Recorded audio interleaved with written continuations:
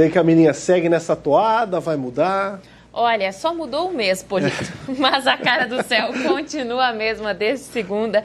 Tudo cinza e, inclusive, esse mês de março está começando, gente, com risco de temporais isolados aqui em Santa Catarina. O status, no momento, é de observação segundo a Defesa Civil. E isso significa que o nosso risco de transtornos não é tão alto assim, mas temos que ficar, como diria o ditado popular, com as barbas de molho.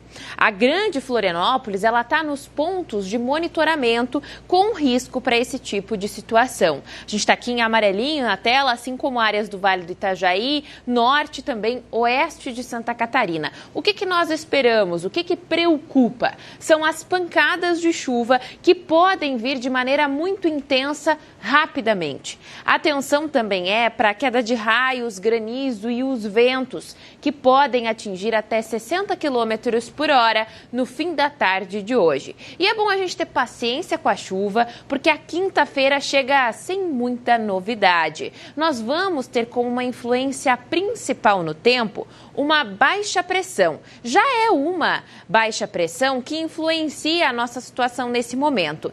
Essa aqui, ela é nova, vai se formar lá no Paraguai e deve entrar em Santa Catarina pelo oeste, avançando aqui no nosso estado.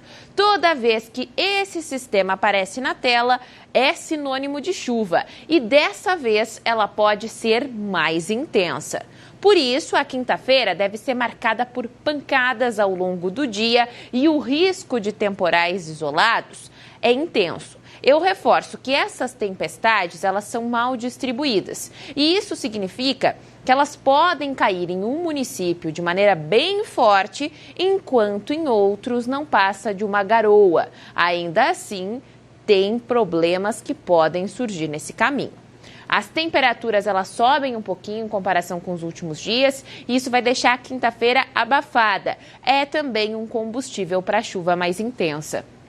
30 graus de máxima para Floripa, 29 em Anitápolis, mesma previsão para Antônio Carlos. E nos próximos dias a gente tem algumas mudanças surgindo no céu. A sexta-feira, por exemplo, vai fechar essa sequência que a gente tem de tempo instável. Vamos ter ainda muitas nuvens, essa chuvinha que vem e vai e o risco de maneira isolada dos temporais. O sábado chega com ele o sol que volta a dar as caras por aqui.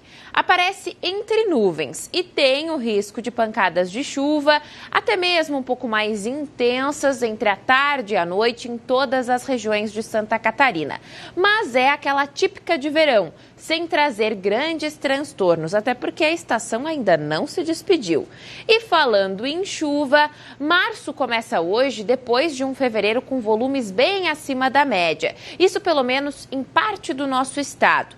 A nossa faixa leste, por exemplo, chegou a ter 300 milímetros de chuva no mês. Isso é bem acima do esperado. Eu trouxe aqui o comparativo. O que nós devíamos ter tido em fevereiro e o que efetivamente aconteceu. Vejam que nós estamos em um tom de azul bem escuro. Isso significa essa marca elevada aí dos 300 milímetros. A nossa projeção máxima era de cerca de 200 milímetros de chuva. O oeste, ele não conseguiu cumprir a média projetada originalmente, o que agrava a situação da estiagem por lá. Vejam que a nossa expectativa estava em torno de 180 até 200 milímetros para lá, só que o registro ficou em torno de 150 milímetros. A gente espera que março seja mais seco, inclusive nós comentamos sobre isso ontem, né, Polito? Quem quiser reassistir a previsão completa do mês, eu contei já tudinho ontem aqui, é só ir lá no nosso ND+.